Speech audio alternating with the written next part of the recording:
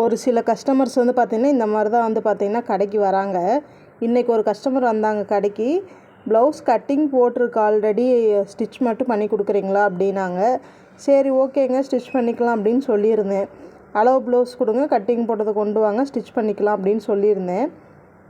ஒரு 2 நாள் கழித்து வந்து பார்த்திங்கன்னா கட்டிங் போட்டதை எல்லாம் கொண்டு வந்து கொடுத்தாங்க. அளவு ப்ளவுஸுக்கும் அவங்க கட்டிங் போட்டதுக்கும் கொஞ்சம் கூட அளவு வந்து மேட்ச் ஆகலை. ரொம்ப பெரிய சைஸாக இருந்துச்சு கட்டிங் போட்டது.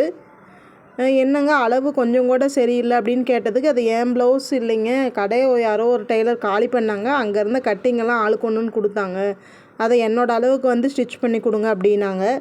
இப்படின்னு ஃபஸ்ட்டே சொல்லியிருந்தால் நான் கொண்டு வரவே சொல்லியிருந்திருக்க மாட்டேன். ஏன்னா நம்ம இருக்கிற டைம் ஷெட்யூலில் இதை வந்து பார்த்து நம்ம ஃபிட் செக் பண்ணி தைக்கிறது அப்படிங்கிறது வந்து பார்த்திங்கன்னா கரெக்டாக இருக்காது.